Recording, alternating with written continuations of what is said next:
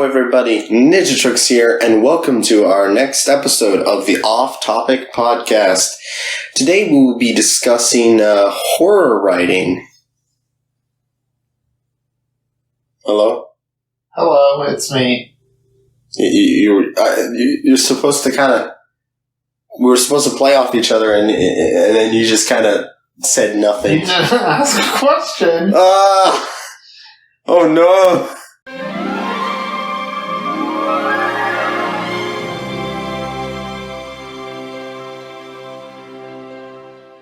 Okay, so today's episode is about writing horror, and so the big question of horror is fear. So the big question is, what is fear? Do you have your interpretation as to what fear is? Fear is fear. It's a desire to something that is unpleasant that you wish to avoid.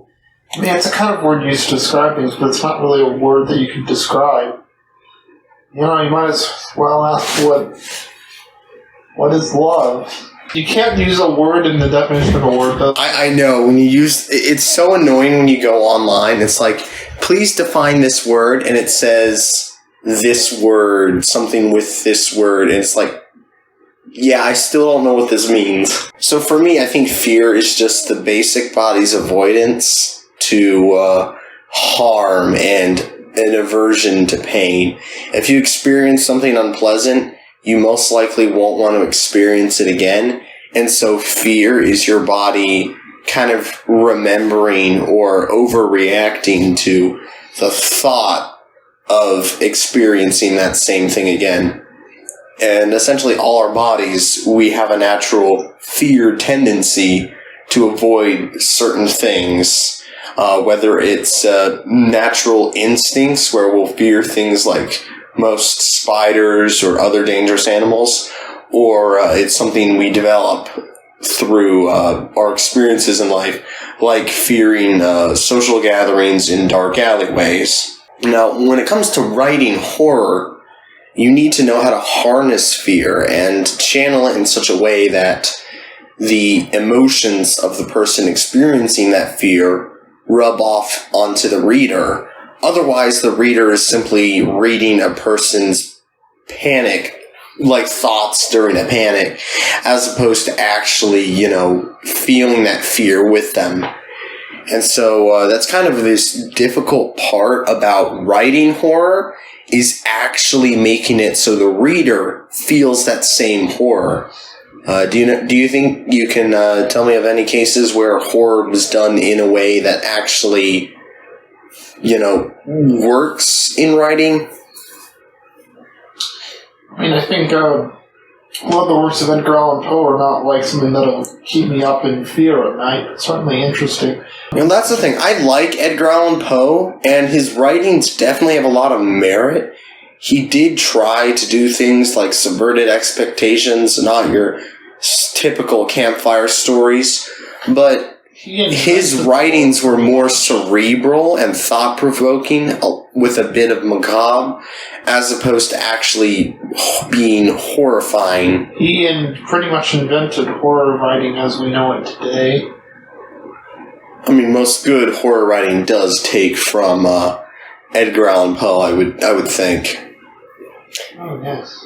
In fact, in the very first episode of The Simpsons Treehouse of Horror, or the Halloween specials they did a rendition of Edgar Allan Poe's most famous poem, The Raven. They've also made a few other Edgar Allan Poe references in the show, but, when it comes to horror, Edgar Allan Poe is kind of like a golden standard. Indeed. So, one thing when it comes to writing horror is the means in which it's written.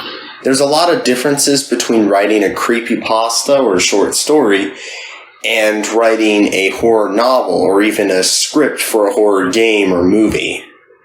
Like, when it comes to short stories, you generally have the advantage of being able to quickly subvert expectations, being able to set up a horror jump scare where the whole article is, kind of beginning to end, you think it's one thing and then it flips it on the lid. And I mean, you get that with the longer ones, but you have the ability to hide every detail until the very end with shorter ones, whereas longer ones, you're expected to drop some hints here and there. Otherwise, when it actually does finally finish, things kind of are questionable. Like one case, a short story that I thought was really funny. The guy walks into the room and sees this person sitting on the floor eating this red dripping, like flesh kind of thing.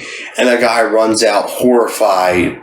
And so you as a reader, you see that and you think, it's flesh, it's human flesh. But then they quickly cut back to that guy and he grabs another slice of pizza. And he's like, you darn vegan.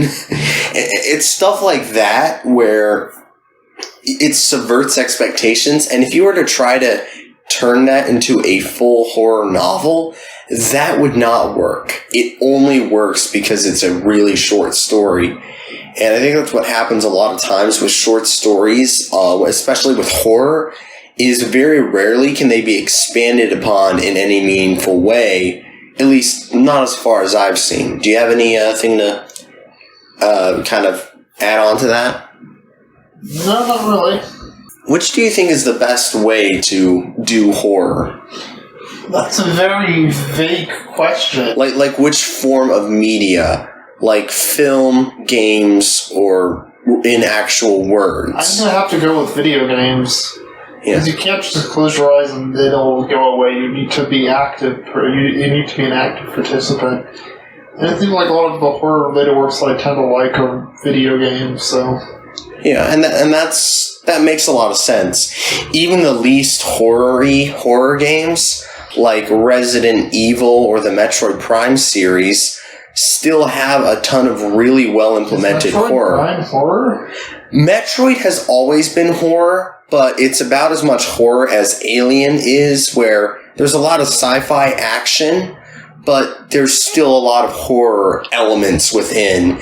In fact, Metroid kind of took a lot of inspiration from the Alien movies with its initial design. So it is horror because of the dark atmosphere and isolation, and the fact that the character you play as never actually speaks in any of the games save for Other M, which most people hate. Isn't that the most popular one? No, I think the most popular one is Super Metroid. I was being sarcastic. You see, I don't understand sarcasm. You can't be sarcastic around me. It doesn't work. You can. That's why it's so fun, is that it doesn't work on music. Someone's going to watch this video and they're going to get all the sarcasm you give me, and I'm sure they're going to count how many times I completely missed it. I don't think that's likely. You're right. I don't get comments often. No one cares to comment on my videos. No, personally, I think that games also are the best form for when it comes to doing horror. Like, the only horror that has actually scared me were two different horror things. Pandora Hearts, the show, had scared me and gave me an irrational fear of pocket watches for years when I was accidentally shown the show because Hulu said it was like, I think they said it was like TVY7 or PG when it's TV 14. And so little young me goes in there and watches a horror show and is scarred. And that messed me up for a while. But other than that, no horror show has really scared me since. Nor horror movie. I've seen a lot of horror movies, like the famous Conjuring series, as well as the first Final Destination and Alien, but none of those movies scared me. But games have actually been able to do something. Like Soma was a phenomenal horror game. I gave it a near perfect rating. It was really well done.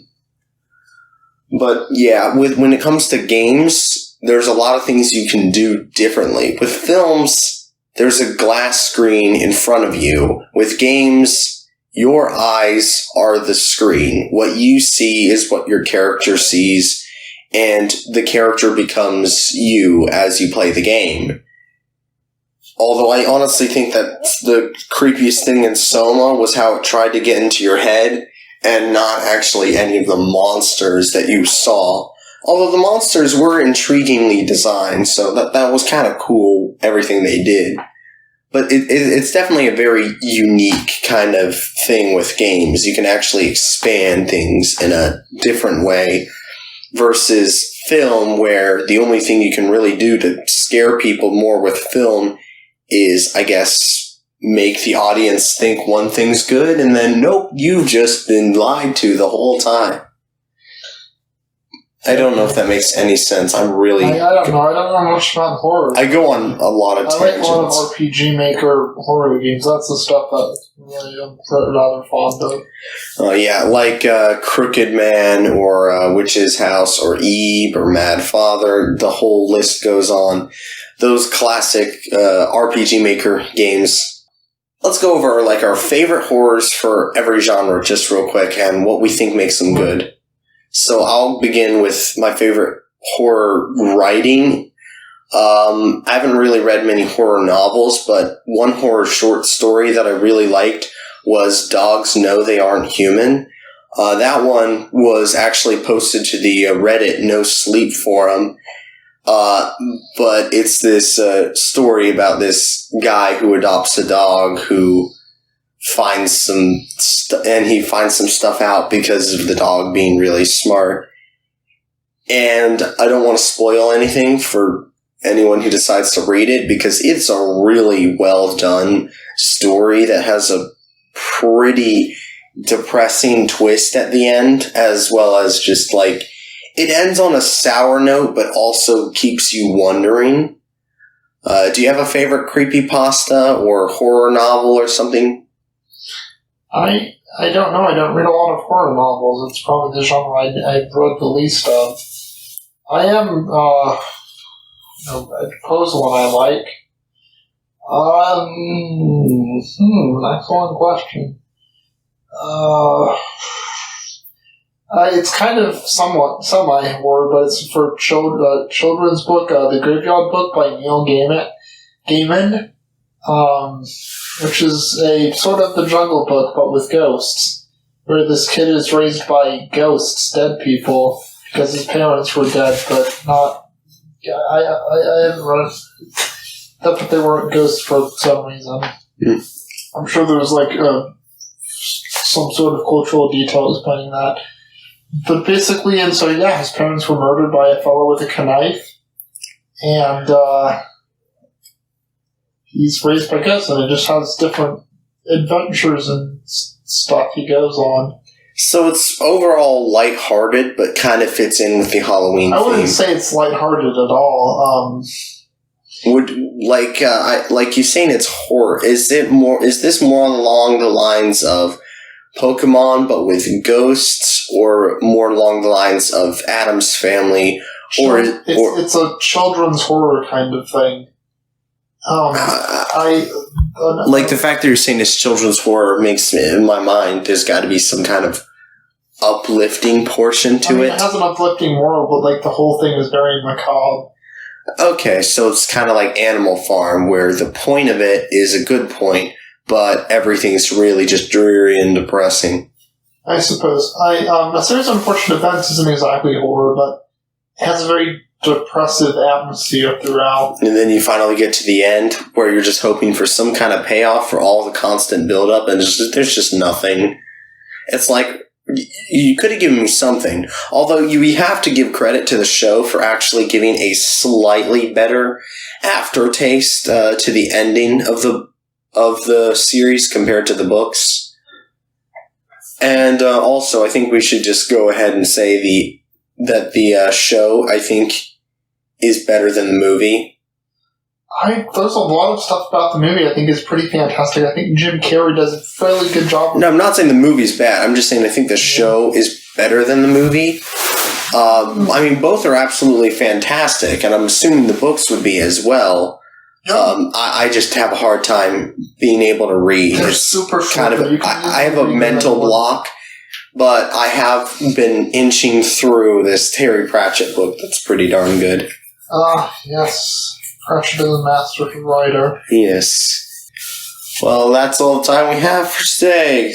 Tune in next time, whenever that is. Enjoy your existence.